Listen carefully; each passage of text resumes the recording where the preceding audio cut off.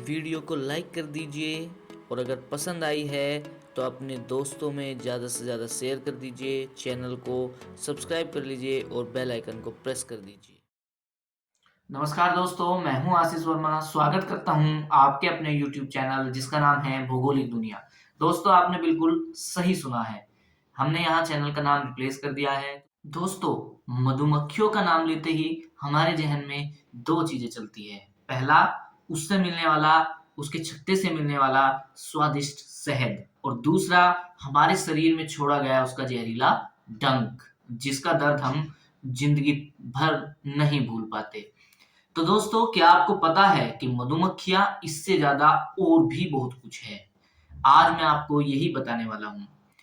क्या आपने देखा है कि मधुमक्खियां अलग अजीब तरह से हिनहिनाती हैं, एक अजीब तरह का डांस करती है, और उसी डांस का क्या कोई लॉजिक हो सकता है? क्या आपको पता है कि मधुमक्खी एक बेहतर मैथमेटिशियन हो सकती है, एक बढ़िया आर्किटेक्ट हो सकती है, और दिशा का ज्ञान करने वाली एक बेहतर नेविगेटर हो सकती है? क्या आपने कभी सोचा है? तो चलिए दोस्तों, मिलाता हूं आपको उस ऐसे ही महान वैज्ञानिक से जिसने इन सभी राज के ऊपर से पर्दा उठाया था, और हमारी मुलाकात एक अलग तरह की दुनिया के साथ कराई, जहां प्राणी जगत को समझने के लिए हमें बहुत सारी चीजें मिली। दूसरा, उनके छुपे रहस्य, उनके डांस में छुपे कोड को हम समझ पाए। तो बात करता हूं कार्ल वॉन फ्रिंज की। दोस्तों, इनका जन्म 20 नवंबर 1886 को ऑस्ट्रिया के वियना शहर में हुआ था। इनकी मौत 12 जून 1982 में हो गई थी। इनके पिता एंटोन वॉन फ्रिंज एक यूरोलॉजिस्ट थे। यही इनका सबसे पहला रुझान मेडिकल साइंस में था। वहां इन्होंने अपनी पढ़ाई स्टार्ट की। कुछ सालों बाद इनका रुझान वहां से हट गया और इन्होंने प्राकृतिक विज्ञान की तरफ अपना रास्ता मोड़ लिया।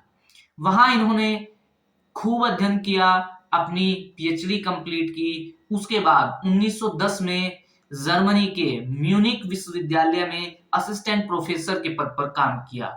उसके बाद 1921 में जियोलॉजिस्ट के प्रोफेसर के पद पर काम किया, और 1925 में म्यूनिक विश्वविद्यालय में ही प्राणी शास्त्र विभाग के प्रमुख के रूप में काम किया। दोस्तों, इनकी कमाल की बात यह थी कि इन्होंने जीवों के, खासकर मधुमक्खियों के एक ऐसे प्रजाति पर अध्ययन किया और बताया कि मधुमक्खियां केवल शहद भर नहीं है। इन्होंने यूरोपियन संघ की कॉर्नियोलियन मधुमक्खियों पर रिसर्च की और देखा कि मधुमक्खी कैसे दिशा का, खाने का और अलग तरह के डांस का एक प्रतिबिंब बनाती है। दूसरा, उसे रंग कैसे दिखाई देते हैं, उसे यह दुनिया कैसी दिखाई देती है। तो सबसे पहले इन्होंने एक रिसर्च की मधुमक्खियों के रंग को जानने के लिए। मधुमक्खियों का रंग, मधुमक्खियों को दुनिया कैसी दिखाई देती है। तो उन्होंने अपनी रिसर्च में बताया कि मधुमक्खियों में अल्ट्रावायलेट विकिरण को समझने के लिए, उसके पैटर्न को फोकस करने के लिए एक अलग तरह का दृष्टिकोण है, एक अलग तरह का आंखों का मैकेनिज्म है, जिसकी मदद से वो अल्ट्रावायलेट किरणों को छान कर देख सकती है, जिसमें वो काले और लाल रंग को नहीं देख सकती। इसमें उसे कंफ्यूजन होता है। इसी के साथ साथ वो सफेद, नीले, पीले और अन्य सभी तरह के रंगों में विभेद कर सकती है। दूसरा, मनुष्य को दिखने वाले एक ही तरह के जो पीले रंग के फूल है, वो उनमें भी बेहद सटीकता से इधर के भेद को बता सकती है। दूसरा एक्सपेरिमेंट इन्होंने किया कि मधुमक्खियां एक अजीब तरह से हिनहिनाया करती है।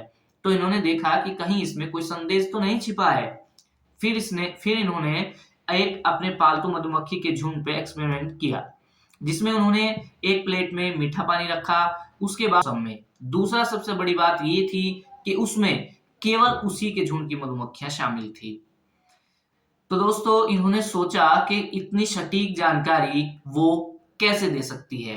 तो उन्होंने देखा कि वो अपने झुंड में जाकर एक अजीब तरह का डांस करती है, जिसमें वो 8 अक्षर की तरह नाचते हुए एक बार घड़ी की दिशा की तरफ और दूसरा घड़ी की दिशा के विपरीत दिशा में घूमती है। इन्होंने देखा कि अगर वो डांस करते टाइम में वहां पहुंच जाओगे, तो ये इन्होंने अपनी रिसर्च में सबसे पहले देखा और सबसे पहले मधुमक्खियों के इस व्यवहार को फिल्माया।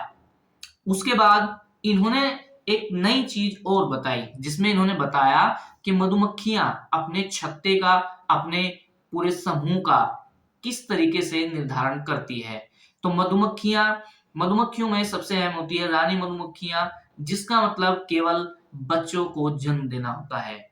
उसी के साथ बाकी जितने भी लोग होते हैं वो अलग अलग जगह को तलाश करते हैं, ताकि सर्दियों के लिए वहां अपना झुंड बना सके, अपना घर बना सके और सर्दियों से बच सके। उसके लिए वो अपने कुछ स्काउट भेजते हैं बेहतर जगह के चुनाव के लिए। उसके बाद वो स्काउट आकर एक अलग अलग तरीके से कंपन करते हैं और उस जगह की जानकारी अपने झुंड को देते हैं।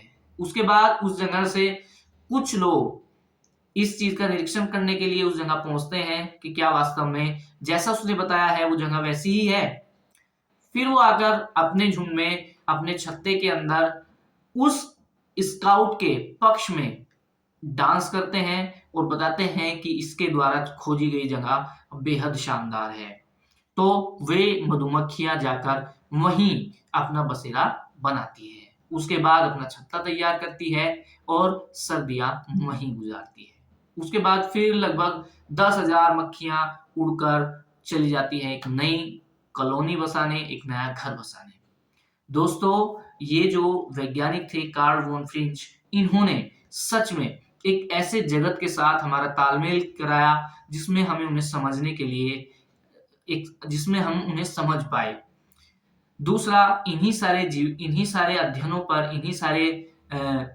के लिए इन्हें कई सारे पुरस्कारों से सम्मानित किया गया, जैसे बालजन पुरस्कार, नोबेल पुरस्कार, कलिंग पुरस्कार, मैगेलेनिक पुरस्कार और लिबेन पुरस्कार। दोस्तों, ये अलग अलग तरह के पुरस्कार है, जिसमें क्रमशः मानवता और प्राकृतिक विज्ञान के लिए, कलिंग पुरस्कार विज्ञान को आसान करके लोगों तक पहुंचाने के लिए, मैगेलेनिक पुरस्कार नेविगेशन, खगोल शास्त्र और प्राकृतिक दर्शन को विख्यात करने के लिए, लिबेन पुरस्कार आणविक जीव जंतु, भौतिकी, फिजिक्स और केमिस्ट्री, इन सब को आगे बढ़ाने के लिए युवा वैज्ञानिकों को दिए जाते हैं।